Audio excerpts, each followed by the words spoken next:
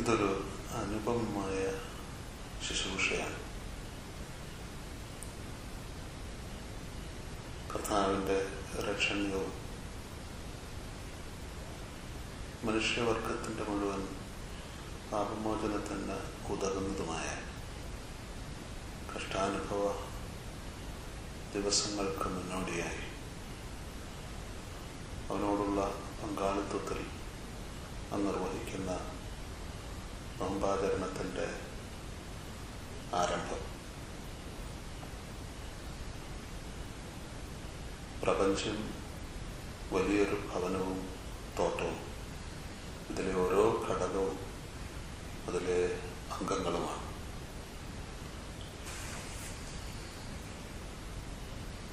ഈ കുടുംബത്തിൻ്റെ നിലനിൽപ്പ് പരസ്പരമുള്ള ആകർഷണ വികർഷണങ്ങളിലാണ്. ഈ ആകർഷണ വികർഷണങ്ങളുടെ മാനവും അളവും ശൈലിയും നിശ്ചയിക്കുന്നത് ഇതിൻ്റെ ഉടയവനായ ദൈവമാണ്. ഈ കുടുംബത്തിലെ അംഗങ്ങളുടെ മേൽ കാര്യവിചാരകത്വം ലഭിച്ചിരിക്കുന്നത് മനുഷ്യനുമാണ്. കുടുംബത്തിൻ്റെ നാഥത്വം ഉടമസ്ഥതയും ദൈവത്തിൽ ആയിരിക്കുമ്പോൾ കാര്യവിചാരകത്വം ആ ഉടമസ്ഥതയ്ക്ക് കീഴിലാണ്. കാര്യവിചാരകത്വത്തിൻ്റെ ശൈലി നിശ്ചയിക്കുന്നതും ദൈവമാണ്. അവൻ്റെ നിർദ്ദേശം വേല ചെയ്യണം, കാക്കണം എന്നാണ്. ഈ രണ്ട് ഉത്തരവാദിത്വങ്ങളും പരസ്പര പൂരകങ്ങളും വിശാലമായ അർത്ഥതലങ്ങൾ ഉള്ളവയുമാണ്.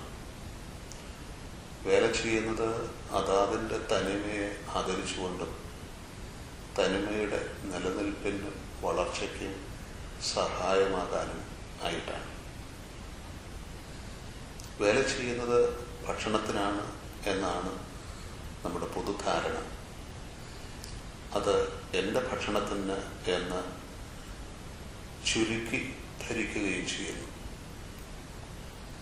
എത്ര ഭക്ഷണം വേണമെന്നും ഞാൻ തന്നെ തീരുമാനിക്കും.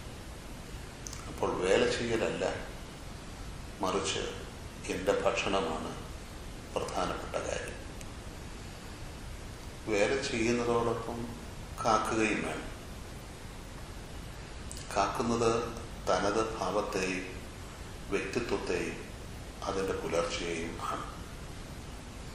എൻ്റെ ഭക്ഷണം പ്രഥമ പരിഗണനയാകുമ്പോൾ മറ്റേതിൻ്റെ കാക്കൽ നടക്കാതിരിക്കുന്ന സാഹചര്യവും ഉണ്ടാവും. ഇതാണ് തോട്ടത്തിൽ സംഭവിച്ചതായി വേദം സാക്ഷിക്കുന്നത്. പരസ്പരമുള്ള ആകർഷണ വികർഷണ നിയമത്തെ അവഗണിക്കുന്ന ഭാവം സൃഷ്ടിച്ച അപകടം അവിടെ ആരംഭിക്കുന്നു. പരസ്പരമുള്ള ആകർഷണ വികർഷണ നിയമവും ഈ ഭവനത്തിലെ ഓരോന്നിൻ്റെയും സമാധാനപരമായ നിലനിൽപ്പും ബന്ധത്തിലുള്ള വളർച്ചയും ലക്ഷ്യമാക്കിയുള്ളതാണ്. ഈ സമാധാന അന്തരീക്ഷം തകർക്കപ്പെടുകയും ബന്ധം ശിഥിലമാവുകയും വളർച്ച നിലയ്ക്കുകയോ കുറഞ്ഞപക്ഷം സാവകാശമാവുകയോ ചെയ്യും. ഈ സാഹചര്യം സൃഷ്ടിച്ചത് മനുഷ്യനാണെങ്കിലും മനുഷ്യനാൽ പരിഹരിക്കാൻ കഴിയുന്നതായിരുന്നില്ല അത്. അതിനാൽ ഉടയവന് തന്നെ തോട്ടത്തിൽ ഇടപെടേണ്ടി വന്നു. ആ ഇടപെടലാണ് ക്രിസ്തു സംഭവം. അവിടെ മുതൽ പുതിയൊരു സാധ്യത നമ്മുടെ മുമ്പിൽ തെളിയുന്നു. തിരുത്തലിൻ്റെയും പുനഃസ്ഥാപനത്തിൻ്റെയും സാധ്യത. ഇത് ആരാണോ നിരുത്തരവാദപരമായ കാര്യവിചാരകത്വത്തിലൂടെ ആകർഷണ വികർഷണ നിയമം തെറ്റിച്ചത്, അവർ തന്നെ അത് ചെയ്യേണ്ടിയിരിക്കുന്നു. ഇതാ നമ്മൾ അവിടെ എത്തിയിരിക്കുന്നു. വിശുദ്ധ മത്തായി എഴുതിയ സുവിശേഷം 5:23. വേണമെങ്കിൽ നമുക്ക് 21 മുതൽ 26 വരെ വായിക്കാം. ഒരു തിരുത്തലിൻ്റെ ശബ്ദമാണ് അവിടെ കേൾക്കുന്നത്. നിങ്ങൾ കേട്ടിട്ടുണ്ടല്ലോ, ഞാനോ നിങ്ങളോട് പറയുന്നു എന്നാണ് ഈ തിരുത്തൽ. അത് പഴമയിൽ അനുവർത്തിച്ചു വന്ന ശൈലികളുടെ തിരുത്തലാണ്, നമ്മെ തിരുത്താനുള്ള നിർദ്ദേശവുമാണ്. 23 പറയുന്നത്, നിങ്ങൾ ബലിവസ്തുവുമായി ദൈവാലയത്തിൽ വരുമ്പോൾ സഹോദരന് നിങ്ങളോട് എന്തെങ്കിലുമുണ്ട് എന്ന് കണ്ടാൽ തിരികെ പോയി നിരപ്പായ ശേഷം മാത്രം വന്ന് ബലിയർപ്പിക്കുകയും എന്നാണ്. വലിയൊരു ബലി, ഒരിക്കൽ നിർവഹിക്കപ്പെട്ട ബലി, പൂർണ്ണ മനുഷ്യൻ പൂർണ്ണ ദൈവം നിർവഹിച്ച ബലി പുനരാവർത്തിക്കാൻ അഥവാ റീക്യാപിറ്റുലേറ്റ് ചെയ്യാൻ നാം ഇപ്പോൾ ഒരുങ്ങുന്നു. അതിൻ്റെ ആദ്യ ദിനത്തിലേക്ക് നാം പ്രവേശിക്കുന്നു. ഇതാ നാം ബലിപീഠത്തിലേക്ക് വഴിപാടുമായി അടുക്കുന്നു. നമുക്ക് ഓർക്കാം, നമ്മുടെ സഹോദരന് നമ്മോട് എന്തെങ്കിലും ഉണ്ടോ എന്ന്. പക്ഷെ അതിനു മുൻപ് ചോദിക്കാം, ആരാണ് എൻ്റെ സഹോദരൻ?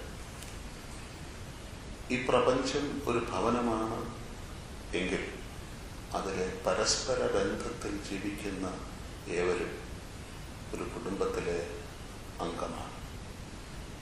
എങ്കിൽ എല്ലാവരും സഹോദരി സഹോദരങ്ങൾ ആവണമല്ലോ. അപ്പോൾ ഒന്നാമത് മനുഷ്യൻ മാത്രമാണ് ഈ ശുശ്രൂഷയിൽ പങ്കാളികൾ എന്ന ധാരണ മാറുകയും മറിച്ച് ഏവരോടും ഏതിനോടും നിരപ്പാകേണ്ടതുണ്ട് എന്ന ധാരണയിൽ എത്തിച്ചേരുകയും വേണം. കസ്തൂരി രംഗനോ ഗാഡ്ഗിലോ അതോ ഞാനോ എന്ന ചർച്ച തന്നെ അപ്രസക്തമാക്കുന്ന ഉത്തരവാദിത്വ നിർവഹണത്തിന്റെ വെല്ലുവിളി ഇതാ നമ്മുടെ മുന്നിൽ. ദളിതനോ നമ്പൂതിരിയോ സുറിയാനിയോ ദ്രാവിഡനോ ആര്യനോ എന്ന ചരിത്ര അന്വേഷണം അസംബന്ധമാക്കുന്ന വെല്ലുവിളി.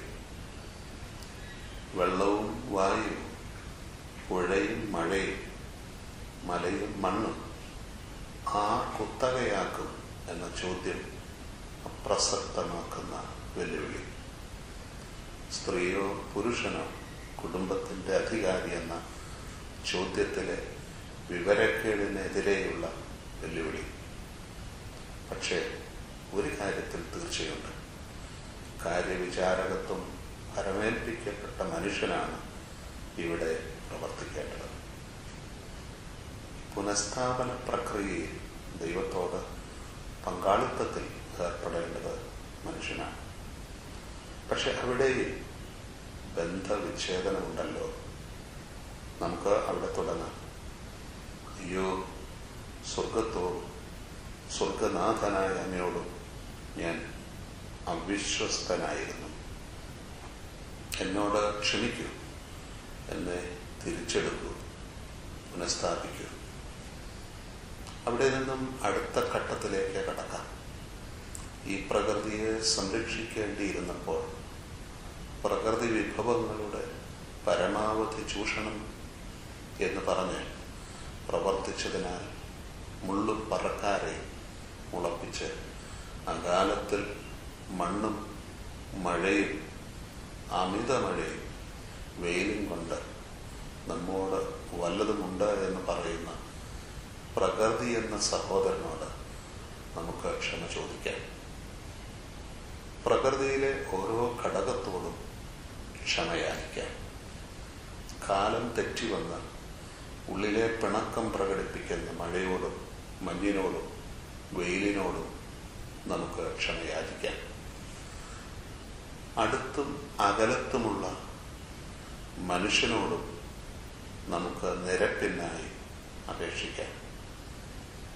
പാകിസ്ഥാനിലും ഇറാഖിലും ഹിരോഷിമയിലും നാഗസാക്കിയിലും ബംഗ്ലാദേശിലും അഫ്ഗാനിസ്ഥാനിലും സിറിയയിലും സൊമാലിയയിലും പിന്നെ പേരറിയാത്ത ലോകത്തിൻ്റെ അനേക കോണുകളിലുമുള്ള പ്ലാച്ചിമടയിലും കുട്ടനാട്ടിലും അട്ടപ്പാടിയിലും ഗുജറാത്തിലും ജീവിക്കുന്ന മരിച്ചു ജീവിക്കുന്നവരോട് നമുക്ക് ക്ഷമയാചിക്കാം.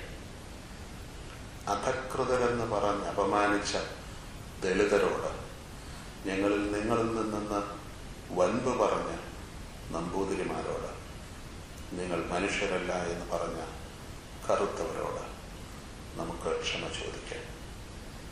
ഈ വലിയ ഭവനത്തിലെ ഓരോ ഘടകത്തോടും ക്ഷമ ചോദിക്കാം. സഹോദര സഹോദരി, എന്നോട് ക്ഷമിക്കൂ.